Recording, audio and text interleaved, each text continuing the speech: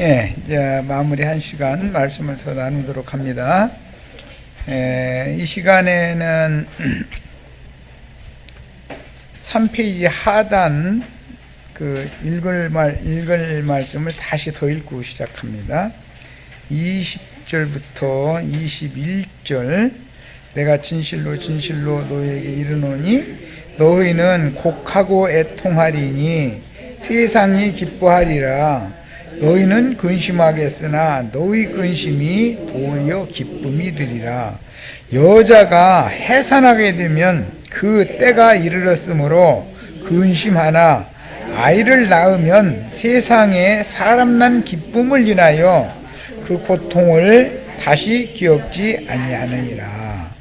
이 말씀은 인자 예수께서 십자가에 달려서 죽임을 당하실 것과 장사되시고 부활 승천하셨다가 재림하셔서 제자들에게 새하늘과 새 땅으로 데려가는 새 생명을 부여하실 것을 예언한 말씀인데, 이게 이제 역사상으로 반복 적용이 되는 것은 계시록 11장에서 두 증인들의 승천을 통해서 이게 이루어졌고, 그 다음에 온 땅에 보내심을 받은 하나님의 영,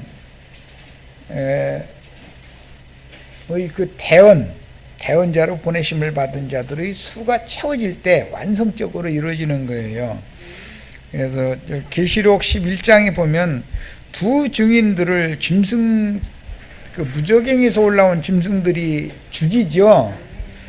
죽이면 당연히 그 두 증인들의 지자들, 이제 남은 자들인 7천으로 상징된 10분 1의 그 성에 해당하는 자들은 근심하게 마련이죠. 자기를 가르치고 했던 그 증인들이, 하나님의 증인들이 원수들에게 죽임을 당해서 무지한 피를 흘리는 걸 볼 때 분하기도 하겠지만 두려워서 도망가게 마련이지만, 그 7천도 두 증인의 승천 때 함께 승천한다는 말씀을 이렇게 우리가 잘 연결해서 생각을 해보면, 두 증인들이 죽임을 당하면 그 7천의 제자들은 근심하고 또 두려움이 엄습하고 하는 일이 있겠으나, 그 무저갱에서 올라온 짐승의 사자들과 그들의 동역자들인 땅의 모든 하나님의 원수들, 예수 그리스도의 원수를 행하는 자들이 서로 즐거워하고 기뻐해서 선물을 주고받고 해가면서 이렇게 기뻐한다는 거거든요. 예수님 죽었을 때 유대교인의 지도자들이나 유대교인들은 기뻐했죠. 그렇지만 제자들은 너무 낙담이 된 거죠. 그리고 제자들은 주님만 의지하고 따라다녔는데 주님이 자신들을 무슨 한 자리씩 줄 알았더니 그게 아니라 이게 너무 허무하게 죽는 거예요. 그렇게 되니까 모든 것이 다 무너지잖아요. 지금 예루살렘까지 따라올 때 모든 걸 다 바쳐서 예수님을 따른 건데, 지금 세상의 모든 미련 다 끊어버리고 주님만 따라가면 주님 나라가 이루어지면 한 자리씩 줄 거라고 생각하고서 따라온 거잖아요. 그런데 이건 자신들의 생각과는 너무 다른 각도에서 이게 말씀이 응하는 거예요. 이제 그렇게 되면, 이 말씀이 이제 16장, 이제 다음에 17장 기도 말씀이 이어지고 18장에 가면 다 두려워해서 도망가 버리죠. 주님 혼자 놔두고 다 도망가 버리잖아요. 이 말씀 끝나면은 다 장담하죠. 베드로가 맨 앞장서서 내가 주여 주님이 죽는 데까지도 내가 같이 갈 거라고. 그러니까 다른 제자들이 질세라 해가지고 모든 제자들도 같이 그러고 장담을 했다는 거잖아요. 그런데 장담한 제자들이 하나나 남아요. 도망가 버려요. 우리 김정숙 자매 맨 먼저 도망가게 생겼네. 웃는 거 보니까. 혼입을 뒤집어 쓰고 도망가는 사람도 생겨. 얼마나 타고 본지. 앞에 달려간다고 조금 천천히 나면 비껴. 나 살게 우선은 쓰러뜨리고 달려갈 거거든. 근데 예수님은 그런 것도 당연히 말씀이 응해야 돼요? 말씀대로 안 돼요? 우리 형제 자매님들은 내가 말로는 나 갈 때 같이 가 그러지만 남은 자 7천이 돼서 증인들이 갈 때 같이 가면 좋지 않냐 그걸 말하는 것이지만 일단은 도망갔다가 오는 거예요. 다 그렇게 돼 있어. 사람은 그래서 나는 사람은 안 믿는데 김정숙 자매님 나 안 믿어. 난 죽는 데까지 같이 간다고 만약 그러지도 않겠지만 해봐야 나는 안 믿어. 그 장담을 안 넣게 놨지. 그런데 또 하게 돼. 또 누가 시키지도 않는 소리 괜히 해놓고 나서는 뒷감당 안 되는 소리 하게 돼 있지. 그런데 이 앞으로 이제 일이 진행이 이렇게 될 거예요. 그런데 이것이 여자가 해산하는 고통을 겪는 것으로 상징이 됐다.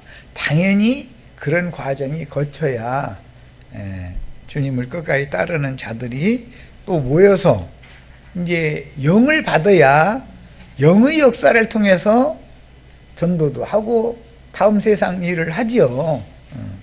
이것이 하나님의 경륜에 속한 문제예요. 그러니까 우리 하나님은 어떤 일을 할 때 어거지 써서 하는 일은 없어. 물이 쏟아졌는데 아래에서 위로 올라가는 일은 없어. 위에서 자연히 아래로 흘러가게 돼 있고 모든 걸 순리대로 하셔. 순리대로. 그러니까 그런 것을 믿으신다면 집에 있는 자제분들 다 데려다가 일단은 말씀을 들려줘야 돼. 오른편 양의인이 된 사람들도 난 많이 좀 생각을 하고 있는데 뭐 이만희 장길자 따라다니는 사람들이 오른편 양이 돼서는 안 되죠. 우리 형제 자매님들의 자제분들이 다 오른편 양들이 돼서 남은 자들로 다 오는 세상을 땅의 기업이라도 상속받아서 어린 양의 새 장막인 우편 양들이 다 되는 것을 위해서는 증인들이 살아있을 때 증인들이 증거한 말을 믿음으로 받아들여야 그게 가능한 거예요. 믿지 않으면은 새 세상이 된다 해서 갑자기 믿음이 오느냐 뭐 그게 안 되는 것이거든. 이런 것도 잘 생각하시길 바래요. 자, 이제 4페이지 상단 갑니다. 사도행전 13장 33절 성경에 저를 가리켜 기록한 말씀을 다 응하게 한 것이라. 다 응하게 한 것이라 라는 것은 죽고 장사되고 부활 승천하셨다가 재림하신 걸 말하는 거예요. 후에 나무에서 내려다가 라는 것은 십자가에 달려 죽었기 때문에 하는 말이죠. 무덤에 두었으나 하나님이 죽은 자 가운데에서 저를 살리신지라. 여기 죽은 자라는 것은 육신적으로 죽은 자를 말하는 게 아니죠. 선악을 아는 지식의 나무 열매를 따먹은 사람들, 첫 아담 세계에 있는 사람들은 다 죽은 자들이죠. 그 가운데에서 저를 살리신지라. 갈릴리로부터 예루살렘에 함께 올라간 사람들에게, 이게 그렇게 중요해요. 갈릴리에서부터 예루살렘까지 함께 올라간 사람들은 12지저만 있는 게 아니라 많은 여자들도 같이 따라갔죠. 자, 그랬는데 그들에게 여러 날을 보이셨다. 부활하신 다음에, 다시 살아나신 다음에 하나님이 살리시니까 갈릴리에서부터 예루살렘 예수님이 죽는 데까지 같이 따라다녔던 그 사람들에게 여러 날 보이셨다 그랬는데 사도행전 1장에 보면 며칠간 보이셨어요? 40일 동안 보이셨죠? 네. 자, 이 말은 예수님이 부활을 하셔서 주님이 엉뚱한 곳에 다니면 제자들이 오는 새 세상에 이루어질 부활의 세계에 대해서 이해를 전혀 못한다 이거예요. 그러니까 그들에게 하나님의 새 세계가 어떤 과정을 거쳐서, 내가 아까 순리대로 되는 거다 그랬는데, 즉 육체로는 죽임을 당하시고 영으로 살리심을 받으신 다음에 그 영이 되어서 승천하셨다가 하늘과 땅의 모든 권세를 상속을 받아가지고 와가지고 제자들에게 숨을 내쉬며 가라사대 성령을 받으라. 그거부터 다시 시작하는 거죠. 그 성령을 받으면 새 세계가 열리는 거죠. 이제 개천이 된단 말이야. 네. 그것은 구약 성경의 초실절 예언이 부활의 날 저녁에 이루어지고, 초실절을 지난 다음에 50일이 또 지나가는데, 오순절 기간이 가는데, 사순절 기간 동안에는, 40일 동안에는 나타났다 사라졌다 나타났다 사라졌다, 때에 따라서 형편에 따라서 어떤 제자들에게는 엠마오로 내려갈 때 나타나시고, 어떤 제자들에게는 유대인들을 들여가면서 문 닫고 있는데 나타나시고, 또 뭐 어떤 제자들에게는 예를 들어서 부활의 날 맨 첫 번째 막달라 마리아에게 나타나실 땐 또 그렇게 나타나시고, 그래서 여러 가지 상황에 맞춰서 나타나신다 이거예요. 그러면 그때 주님은 시간도 공간도 초월해서 나의 삶이 어떨지라도, 내가 실패할지라도 그 실패 중에 여전히 계시고, 내가 본 일을 잘했을지라도 그 잘하게 한 것 중에 주님이 함께 계셔도 실패도 주님이 하게 하셨고, 일어선 것도 주님이 하게 하셨고, 잘하는 일도 주님이 하게 하셨고를 믿어지게 만들어야 된다 이거예요. 주님은 이처럼 시간과 공간을 초월해서 필요에 따라서 나타내셔야 된다. 우리 형제 자매님들은 주로 이제 자매님들이니까 설거지 할 때, 또는 뭐 밥 지을 때 영감이 떠올라서 찬송을 할 때 그때 나타나셔야 되고, 성경을 읽을 때 이제 말씀 가르치는 종들은 성경을 딱 펼쳐서 집회를 준비를 할 때 말씀을 읽으면은 주님이 나타나셔서 주님이 계시를 해서 깨닫게 해주셔야만 말씀을 가르칠 거 아니야. 형제 자매님들은 가르침 받은 말씀에 대해서 묵상할 때 퍼뜩퍼뜩 깨달음이 와야 된다. 주님이 그렇게 오시는 것이다 하는 거예요. 필요에 따라서 하시는 거예요. 생활이 곤고하고 힘들고 어려울 때는 거기에 맞춰서 위로를 받을 자에게는 위로를 해주러, 네가 이런 것을 너무 함부로 행했기 때문에 오늘날 네가 이렇게 당하고 있지 않냐, 이런 걸 또 깨닫게 해주러 오시는 거죠. 주님은 이제 부활하신 주님은 시간도 공간도 완전히 초월해서 주를 믿는 제자들에게 그 상황에 맞춰서 나타나셔서 말씀하신다. 누구에게는 꾸중하시고, 누구에게는 깨닫게 하시고, 누구에게는 격려하시고, 그래도 너 낙심하지 말고 힘내라 이렇게 하실 수도 있고, 너 이놈아 그런 짓 이제 그만해 이놈아 이러실 수도 있고, 뭐 필요에 따라서 이제 하시는 거예요. 그래야 우리의 구원자가 되실 수 있죠. 네, 이 얘기예요. 여러 사람에게 여러 날 보이셨다 그랬는데 40일 동안을 제자들과 함께 계셨어요. 그러다가 감람산으로 오순절을 앞둔 사순절의 마지막에 감람산으로 제자들 같이 가자 해가지고 그곳에서 기도하고 그곳에서 잡혀갔던 곳이죠. 거기가 그곳으로 다시 가서 그곳에서 승천을 하시고 나서 내가 가는 것을 본 것과 같이 구름 속으로 가셨는데, 다시 온다라는 말은 구름 타고 오겠다 그 말이죠. 구름 속에서 내가 또 올 거다 그랬어요. 그러니까 그 구름이라는 것이 천사와 동등이 된 믿음의 증인들을 상징한 것이다. 천사들에 받들려서 가신 것이죠. 그게 구름 속으로 들어가셨다가 앞으로 구름을 입고 또는 구름을 타고 오실 거예요. 그런데 유다서에 보면 그 구름이 목자들이죠. 그런데 어떤 목자들은 물 없는 구름이고, 어떤 목자들은 단비를 메마른 땅에 내려서 적시어주는 구름으로 오신다는 거예요. 그래서 이른 비 성령이라고 그러는데, 이것은 예수 그리스도의 성령을 말하는 것이고, 늦은 비 성령이라고 하는 것은 증인들의 영을, 증인들을 통해서 주님이 하실 일을 증인들이 하는 건 마무리하는 거죠. 예수님이 하셨던 것은 씨를 뿌리는 것부터 시작을 하신 것이고, 충분히 알아들으셨죠? 이제 백성 앞에 저희가 증인이라 우리도 조상들에게 주신 약속을 너에게 전파하노니 곧 하나님이 예수를 일으키사, 그건 히브리서에 보면 무궁한 생명의 능력으로 다시 살아나셨다 이렇게 됐고, 베드로전서에 보면 육체로는 죽임을 당하시고 영으로는 살리심을 받았다 이렇게 돼 있죠. 그래서 육신의 모양대로는 유대인의 혈통과 율법 아래에서 저주를 짊어지고 태어났으나 영으로는 생명을 주는 영이 되셔서 성결의 영으로 다시 오신 거예요. 자녀들에게 이 약속을 이루게 하셨다 함이라 시편 2째 편에 기록한 바와 같이 너는 내 아들이라 오늘 너를 낳았다 하셨고, 그 오늘이라는 것이 언제죠? 예수님이 죽은 자들 가운데에서 살리심을 받던 날이죠. 부활의 날이죠. 부활의 날 예수님은 그리스도 예수로 두 번째 나셨어요.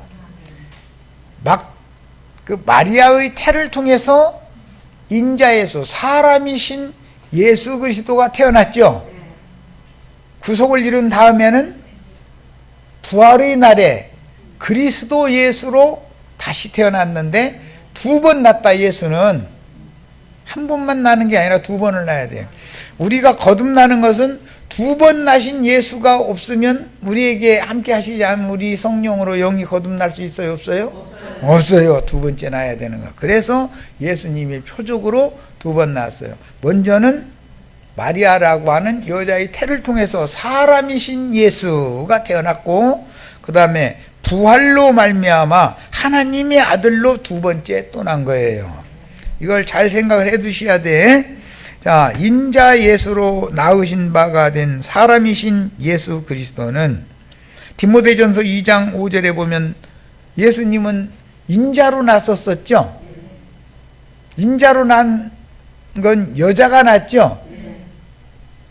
마리아라는 여자가 났어요. 그러나 하나님의 아들로, 맏아들로, 후사로 나신 것은 하나님이 직접 부활로 말미암아 다시 났다 이거예요. 두 번째 난 거예요.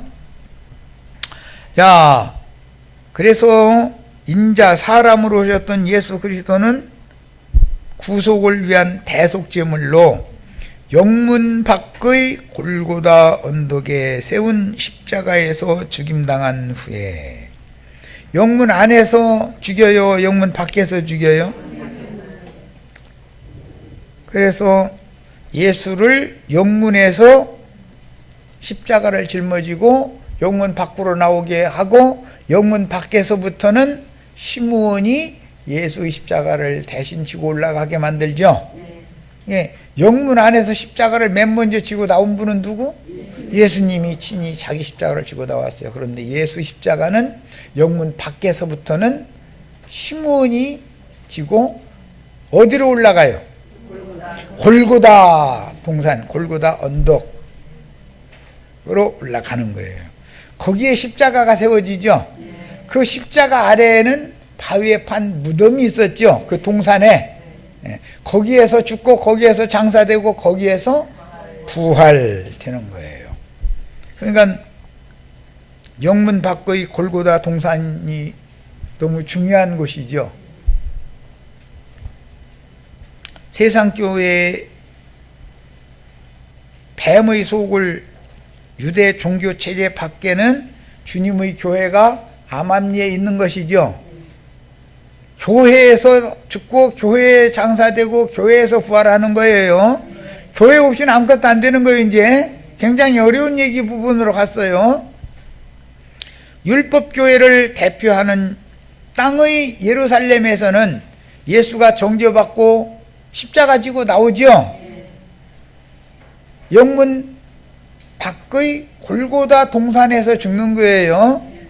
교회는 어디에 세워져요? 골고다에 세워지는 거예요. 십자가 밑에 세워지는 거예요. 십자가가 교회를 세우는 기초요, 터지요. 제단터는 어디에 있어요? 골고다 동산에 있어요. 거기가 제단의 터인 거예요. 그 제단의 터 위에 주님의 교회가 세워지는 거예요. 두 번째 나온 자들은 이 말을 알아들어야죠.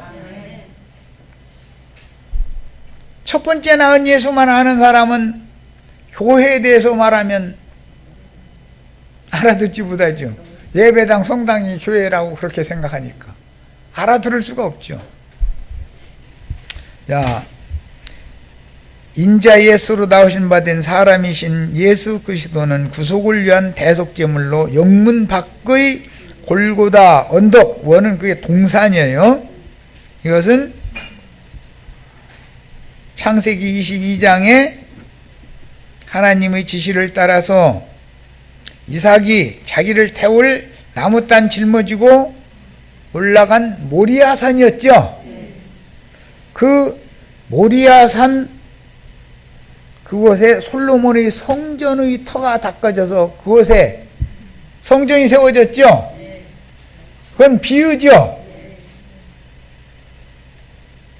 골고다 언덕에 십자가가 세워졌고 거기서 죽고 그 동산에 바위에 판 쇠무덤이 있었고 그 바위에 판 쇠무덤이 있는 그 동산에서 주님이 부활하셨어요.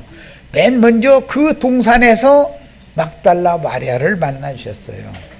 여기까지 얘기해서 잘 기억해 두셔야 돼.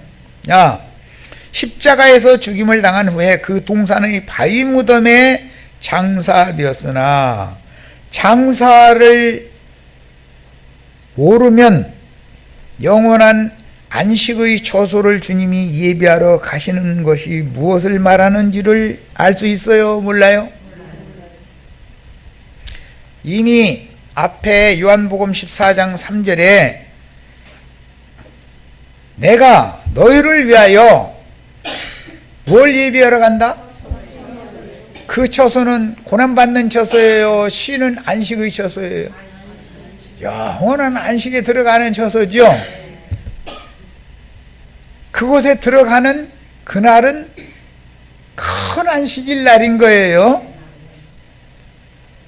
예수님이 죽던 날은 6월절 날이고 6월절이 지나면 바로 이어서 무교절이 오는데 무교절을 구약성경에는 큰 안식일이다 이렇게 돼 있죠. 절기법에 의하면 큰 안식을 이루셨어요. 그러니까 제자들을 위하여 처소를 예비하러 가신 것은 안식할 처소를 예비하러 간 거죠.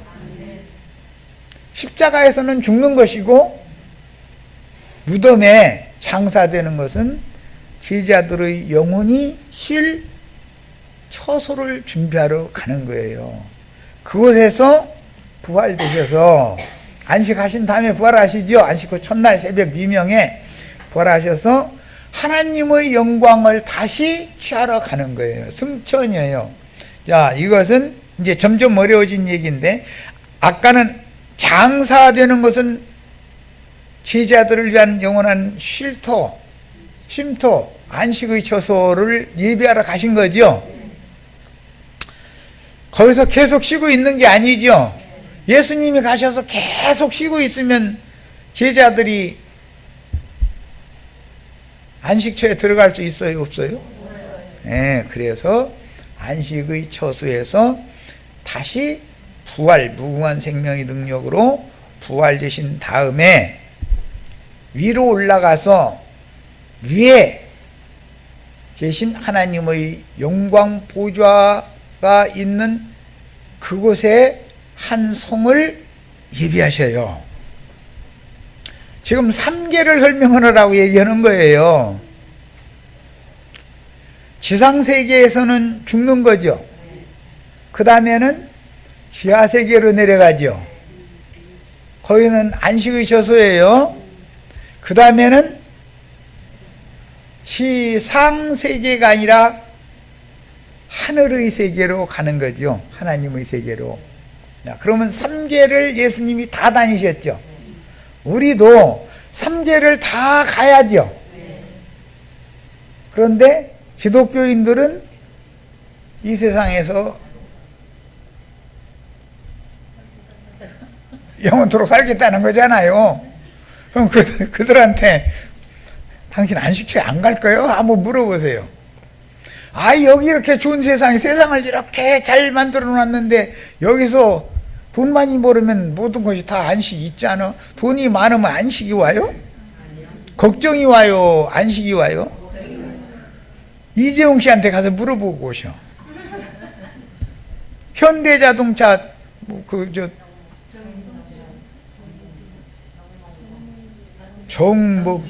뭔가 준? 정몽준인가 그 사람은 자살해서 죽었는데? 허니가 죽었나? 하여튼 그 집은 이름도 많아가지고 잘 모르겠네. 어쨌든 현대자동차 회장님한테 물어봐. 돈 많으면 안식이 있는가 없는가?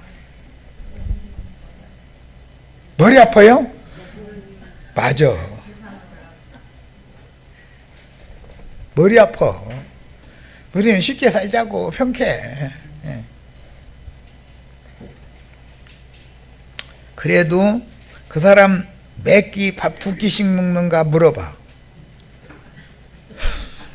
똑같이 먹고 똑같이 살다 가는데 근심 걱정은 그 사람들은 몇 배로 싸질머지고서 그대로 죽으면 어디로 가요? 음부의 불꽃으로 들어가요? 안식으로 들어가요? 이 세상에서 골머리에 싸맨 것도 징글징글한데 그 상태 그대로 가지고 들어가면 뭐가 되냐 이 말이야. 알아서 하는 거지 뭐. 이렇게까지 손바닥 올려놔줘도 그래도 여기가 좋다고 이러면 그러다 돌아가셔야지 어쩌겠어. 그거야. 그거 누가 말려 이놈의 걸. 처소를 예비하면 주님이 다시 오신다겠죠. 요한복음 14장 3절에 처소를 내가 예비하러 가노니 가서 처소가 예비되면 그 처소는 거할 곳이 많은 처소다. 예비되면 내가 다시 와서 너희를 나 있는 곳으로 인도하여 나와 함께 영원토록 함께 있게 해주겠다 그랬어. 그런데 그것이 삼계다 이거예요. 이 땅의 지상에서는 교회고 교회 생활을 마치면 음부인 학원에 들어가는 거고 음부인 학원에서 마지막 나팔 소리가 들리면 그리스도 심판대를 통과해서 위에 있는 성에 들어가는 거예요. 그러면 이제 영혼 세계에 간 거죠. 자, 3계까지 말씀드려서 지금 이런 얘기는 기독교계에서는 들어본 적도 없을 거야 아마. 들을 수도 없는 얘기고 거의 이제 이 3계 얘기하면 골치 아파. 사람 보고 나고 영이 안 맞더만. 맞아, 영이 안 맞아. 왜? 그 사람들은 지상세계, 현상세계, 이 땅에서 육신을 입고 사는 이것이 인생의 목적이니까. 그런데 그렇게 되지 않는다는 걸 가르치면 여러분은 이 땅에서 그렇게 그런 걸 추구할 때 그 영혼의 쉼과 안식이 정말로 있습니까? 하고 물어보면 답변도 못해. 자신 없으니까.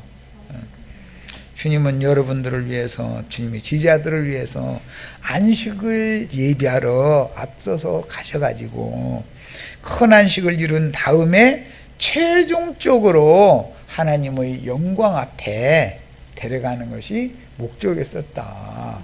그러니까 예수 믿고 잘 먹고 잘 살다 죽으면 뿅 하고 좋은 데로 가는 게 아니고 그 좋은 데라는 데가 어디냐면은 음부의 낙원으로 가는 것을 말하는 거다 이 말이에요. 거기에서 마지막 나팔 소리가 들리면 다 자던 자들이 주 안에서 일어나서 그리스도 심판대에서 구름 속으로 끌어올려 갈 자들은 구름 속으로 올려가고 나머지는 조금 더 자 그런다.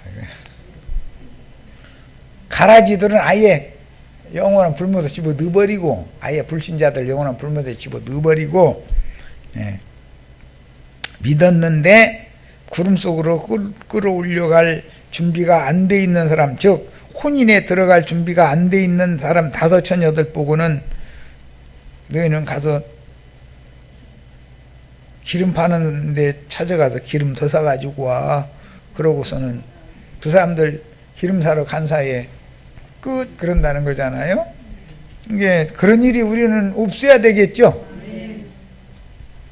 자, 뭐 이제 3계까지 다 얘기를 해서 이제 큰 윤과 말씀드렸어.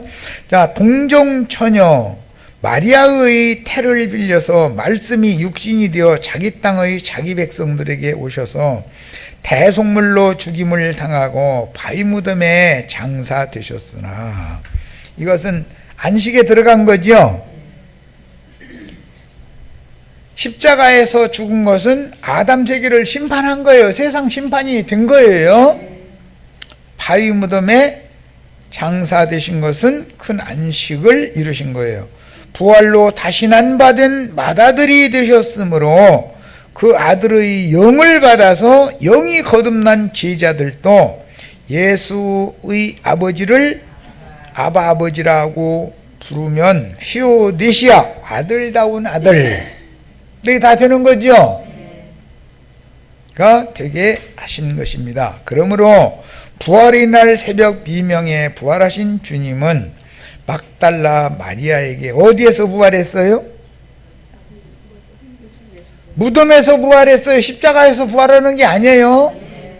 근데 기독교인들은 십자가만 전한다 그 말은 나는 부활에 참여하기 싫다 그 말과 같은 뜻이죠. 난 죽는 것을, 죽는 예수 믿을 거다 그 말이요. 다시 사는 예수는 안 믿는 거예요. 다시 살 뿐 아니라 승천해서 하나님의 영광에 다 들어가야죠. 삼계에 대한 지식이 있어야 되지 않냐 이 말이요. 그러므로 부활의 날 새벽 미명에 부활하신 주님은 막달라 마리아에게 요한복음 20장 16절로 17절에서 예수께서 마리아야 하시거늘 마리아가 돌이켜 히브리 말로 랍보니요 하니 이는 선생님이라. 그 예수를 눈으로 봤지만 동산직인 줄 알았죠. 주님인 줄 알았던 게 아니잖아요. 동산직이로 알았어요. 그러니까 부활하신 주님은 사흘 전의 예수의 몸과 같은 몸으로 나타나신 거다? 아니다. 사흘 전의 예수의 모습이라면 막달라 마리아가 예수를 못 알아볼 리가 없죠. 동산지기로 착각할 리가 없죠. 그런데 아무도 희귀할 수 없는 빛의 옷을 입고 천사장의 모습으로 나타나서 바위 무덤을 막아놨던 인봉한 큰 바위를 굴려버리고 그 위에 앉아서 막달라 마리아를 만나줬다는 거잖아요. 바위 무덤이 오늘 열려야 돼요. 바위에 판 새무덤 속에다 예수를 장사해놓고 예수님은 그 속에 들어가가지고 코 골아가면서 주무시는데, 뭐 사실은 코 골아가면서 주무신 것도 아니고 음부의 지옥사자들한테 가서 너희가 내 육신을 죽였지만 나는 죽음이 없어고 선포를 하셨다. 이제 베드로서에는 이렇게 돼 있어요. 그런데 어쨌든 그게 안식이다 이거예요. 안식, 큰 안식을 이루러 가셨는데 밖에서는 헤롯의 도장 찍은 도장 가지고 무덤문에다가 아무나 굴려낼 수 없는 큰 무덤문 막아놓고서는 인봉을 해놨다는 거잖아요. 그리고 지키고 있죠. 그럼 그걸 누가 열어요? 사람이 열 수 있어요? 인봉해 놓은 것은 이 문 함부로 누구나 열면 왕한테 잡혀가 죽는다 이 말이잖아요. 그러면 밖에 있는 누가 열 수는 없네. 그거는 그렇죠. 부활을 설명하느라고 그래. 안식구 첫날 새벽 밖에서 누가 그 문 바위 굴려서 굴려내주면 그 사람 죽지요. 이 문 여는 놈 죽는다 해가지고 바위문 저 무덤문 문 열게 하느라고 인봉해서 막아놓은 거 아니에요. 그 인봉이라는 게 마귀 인침이죠. 형제 자매님들이 육신의 생각 인봉해 있죠. 성경 말씀이 지금 다 인봉됐다는 뜻은 저주받은 옛사람의 마음속에 내 스스로 갇혀가지고 여기서 못 나오게 만들어져 있다 이 말이잖아요. 스스로 힘으로는. 그런데 우리는 진리의 말씀이 계시로 말미암아 믿어지게 만들어졌을 때 믿으면 문이 열리죠. 안에서부터 밖으로 열려요. 안에서부터 밖으로 열리는 거예요. 밖에서 안으로 여는 게 아니에요. 밖에 있는 누군가, 나도와 형제가, 우리 형제 자매님들의 마음문 열어줄 수 있어요, 없어요? 성령이 감동하시면 능히 열리죠. 알아서 하셔, 알아서. 도무지 못 알아듣는 말만 한다, 뭐 이제 이러시지 말고. 그래서 그러므로 예수께서 이르시되 부활하신 다음에 마리아 보고 나를 만지지 말라라고 우리 번역엔 번역을 해놨는데 원문은 붙잡지 말라다 이거예요. 나를 붙들고 늘어지지 말아라 이 말이에요. 왜? 아직 할 일이 남았다 이거예요. 승천했다가 다시 오신, 영으로 오신 그 영을 붙잡아야지. 아직 과정에 있는 예수를 사랑하는 주님 외가면서 붙잡으면 돼요, 안 돼요? 나를 붙잡지 말라. 즉 너희를 위한 처소를 예비하기 위해서 승천 후에 지하세계에 예비한 것만이 다가 아니고 하늘에다가 한 성을 내가 예비하러 가서 그 성이 준비되면 내가 다시 와서 너희를 하늘로 데려갈 거야 그 말이요. 그런데 지상세계에서 자기 구원을 이룬 다음에 바로 들어가는 게 아니라 지하세계의 음분학원에 가서 한 시대가 끝나기를 기다렸다가 마지막 납할 때 그리스도의 심판대를 거쳐서 하늘로 가는 거다 이런 말이야. 야, 참 복잡해졌네 이제. 그런데 그리스도 심판대에서 너는 가라지구만. 가라지는 꺼지지 않는 영영한 불에 들어갈 것이고 불신자였었구만. 너는 영영한 불에 들어갈 것이고 믿기는 믿었는데 이게 뭔 소리인지 도무지 모르겠어요. 그러면 넌 조금 더 자. 잠이 많구만 너는. 그러면 한 시대가 다 또 지나가기까지 더 자야 되는데 그는 여자를 낳은 어머니, 음녀교회에 속해 있던 신자들이었기 때문에 그렇다 이 말이야. 우리는 아들 낳은 어머니가 우리 어머니야죠. 아브라함이 우리 아버지, 믿음의 조상 우리 아버지면 어머니는 살아야죠. 하갈이야 돼요, 살아야 돼요? 예, 이제 알아서 하세요. 자, 너희를 위한 처소를 예비하기 위해 승천 후 맏아들로서 하늘과 땅의 모든 권세를 가지고, 그러니까 맏아들이라는 말은 하늘과 땅의 모든 권세를 후사가 예수가 받는다 이 말이죠. 후사가 된다 이 말이에요. 다시 재림하거든 그때는 나를 붙잡으라 그런 말이다. 아직은 아버지께로 승천의 과정을 거치지는 않았으니까 한 단계가 더 남았다. 내가 아버지께로 가서 하늘과 땅의 모든 권세를 받아가지고 올 건데 그때 나를 붙잡아 그 얘기요. 지금 붙잡지 말고. 알아들으셨죠? 그런데 뭐 여기 만지지 말라 이건 원래 원문에 없는 말이요.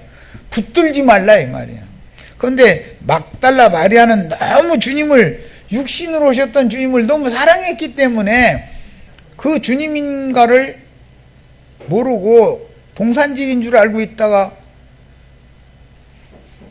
막달라 마리아의 그 마음문을 열어가지고서 하니까 빛으로 오신 주님이 다시 사신 주님, 내가 사랑하던 존경하던 나의 선생님이었었구나 라고 랍오니어 해가면서 붙잡으려고 하니까 나 붙들지 마 이랬다는 거예요. 그러면 막달라 마리아가 되게 섭섭했겠죠. 섭섭했을 것 같아요. 기분이 좋았을 것 같아요. 나 같아도 섭섭했을 것 같아. 내가 주님을 얼마나 사랑했는지 아십니까? 모릅니까? 막 해가면서 눈물 막 쏟아가면서 당연히 그러잖아요. 그런데 그때 붙들면 안 된다 이거예요. 승천하셨다가 다시 오신 주님을 붙들어야지 지금 과정에 있는 주님을 붙들면 안 되는 거다 이거예요. 그런데 기독교인들은 부활하신 주님 붙잡는 것도 아니고 십자가에 못 박힌 예수만 붙들고 늘어지려고 그러죠. 수원의 어떤 형제는 얼마나 신령하지 1000년 동안 날마다 못만 닦는데 그냥 십자가의 복음 외에는 없대. 그러니 그거 참 누가 이거 참 무덤 복음도 있고 셋째 하늘 복음도 있다고 일러주자니 들으려고 합니까? 왜 붙들지 말라겠느냐? 내가 아직 아버지께로 올라가지 못하였으니까. 목적은 하나님의 영광을 가지고 올 때 그때 붙잡아야지 아직은 내가 하나님의 영광에 들어간 상태는 아니다.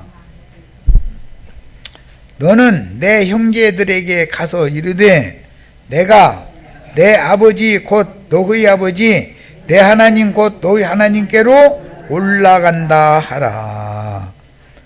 오늘 하나님께로 올라갔다가 오순절 때 다시 오시죠. 하늘과 땅의 모든 권세를 가지고. 그럼 그때는 붙잡아야죠.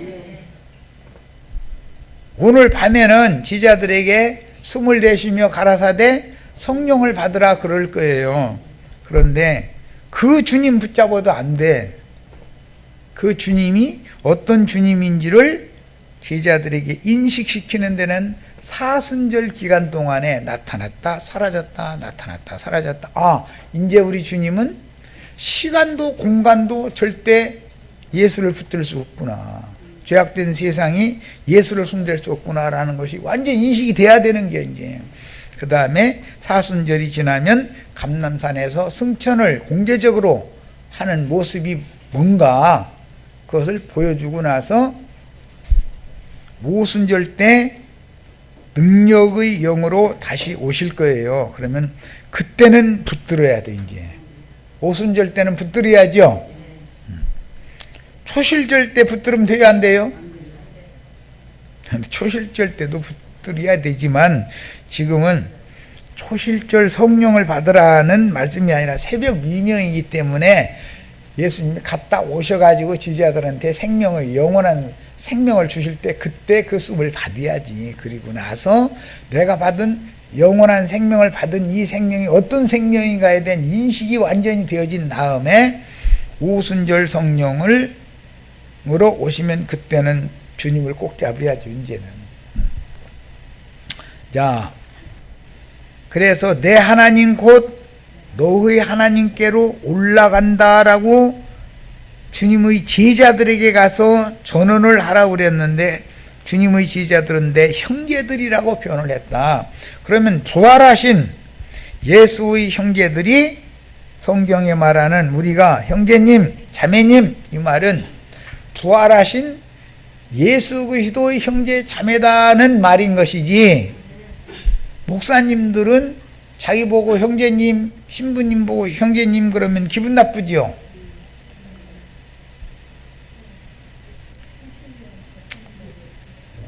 그들은 형제라는 말을 감격적으로 받아요? 부끄러운 마음을 가지고 받아요? 부끄럽다고 생각하죠. 내가 너하고 신분이 같단 말이야 이런 생각을 갖고 있죠. 참 그러다 돌아가셔야지 어쩌겠어. 누구든지 하늘에 계신 내 아버지의 뜻대로 행하는 자가 내 형제요 자매요 모친이라 그랬어요. 그러니까 예수를 낳은 모친은 실제는 하늘에 계신 예수 그리스도의 뜻대로 행하는 자들의 모임인 상자들의 교회를 의미하는 말했다는 거예요. 이 교회 비밀이라는 게 참 쉬운 문제가 아니에요. 또 하나님께서 죽은 자 가운데서 저를 일으키사 다시 썩음을 당하지 않게 하실 것을 가르쳐 가라사대 내가 다윗의 거룩하고 이쁜 은사를 너희에게 주리라 하셨으니 그러므로 또 다른 편에 일렀으되 주의 거룩한 자로 썩음을 당치 않게 하시리라 하셨느니라. 시편 말씀을 자꾸 인용을 하는 것은 예언이 예수를 통해서 이렇게 이루어진다는 걸 지금 보여주는 거예요. 인자로 오신 예수는 영과 혼과 몸이 전인격적으로 부활하여 맏아들로서 두 번째 나으심이 되셨고, 그 영을 믿음으로 받아 영이 거듭난 지자들은, 이것이 관유로 금기름을 붓는 얘기죠. 관유로 부어지는 얘기인데, 그 영을 믿음으로 받아 영이 거듭난 지자들은 그리스도의 부활로 말미암아 진리의 말씀이신 하나님의 아들로 나아져서 유일하신 한 분의 하나님을 아버지라고 부를 수 있게 되었다. 예수 그리스도의 아버지가 우리 형제 자매님들의 아버지도 돼야죠. 그래야 한 생명을 받은 하나님의 자식들이 되는 거죠. 네. 지금은 너희가 근심하나 내가 다시 너희를 버리니, 언제? 이 밤에 볼 거예요. 내일 밤에 볼 거예요.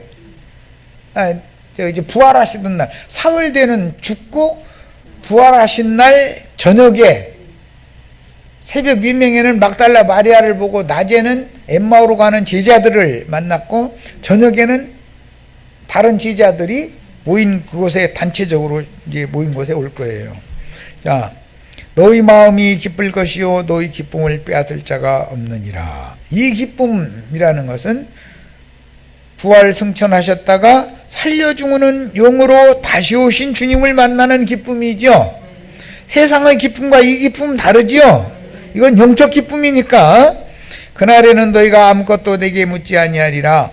물을 필요가 없는 것은 또 다른 보혜사 진리 성령이 오시면 모든 진리 가운데로 영감을 통해서, 계시를 통해서 인도하실 거니까. 내가 진실로 진실로 너에게 이르노니 너희가 무엇이든지 아버지께 구하는 것을 내 이름으로 주시리라. 그런데 여기서도 무엇이든지 내 이름으로 구하는 것을 준다라는 것은 하나님의 새 일에 관한 것을 구하는 것을 말하는 것이지, 세상에서 돈벌이를 구하라는 말이 아니죠. 그 나라와 그의 의를 구하라는 말이잖아요. 지금까지는 너희가 내 이름으로 아무것도 구하지 아니하였으나, 이름으로 라고 번역했는데 이름 안에서예요. 이름 안에서 아무것도 구하지 아니하였으나 구하라 그리하면 받으리니 너희 기쁨이 충만하리라. 영적 기쁨을 구하라는 말이라는 걸 알 수 있죠. 예수 그리스도를 다시 만나는 기쁨이 영적 기쁨이잖아요. 예수님의 아버지가 내 아버지가 되는 게 기쁨이죠. 예, 그걸 말한 거예요. 예, 이 단락에서 우리는 말씀의 아들이 부활로 다시 태어날 것이라는 예언을 보는데, 주님은 그의 지지자들에게 유언하시기를 사람 예수는 죽임을 당할 것이며 이것이 세상을 기쁘게 할 것이지만 지지자들에게는 슬픔이 될 것이다 라고 말씀하십니다. 계시록 11장에도 동일한 말씀의 성취가 나오죠. 두 증인들을 무저갱에서 올라온 짐승들이 죽이면 땅에 족속들은 서로가 기뻐하면서 선물을 주고받을 거다라는 거예요. 그런데 증인들과 함께 남은 자들로서 함께 승천할 7천은 애통했죠.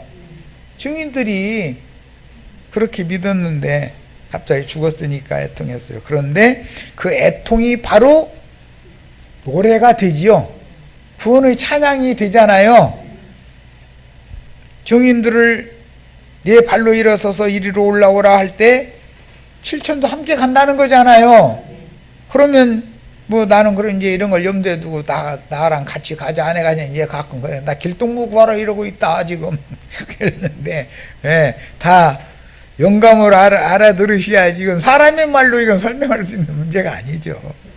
그리고 나서 주님은 지자들에게 여자가 해산 때가 이르렀으므로 근심하나 아이를 낳으면 세상에 사람 난 기쁨을 인하여 그 고통을 다시 기억하지 않는다라고 말씀을 하셨습니다. 아이가 태어난 후에 잉태하는 고통의 기간을 지난 그 여인은 기쁠 것인데 이는 사람이 태어났기 때문이라고 하셨으니, 그러면 이 여인은 누군가, 주님이 여기서 비유하는 여인은 누군가, 이걸 알아야지요. 구약시대에 호세아의 아내는 하나님의 백성 이스라엘 전체를 대표한 여자였죠. 고멜. 그런 것처럼 그 당시 주님이 말씀하신 해산한 여인은 아들을 낳은 여인, 표상으로는 막달라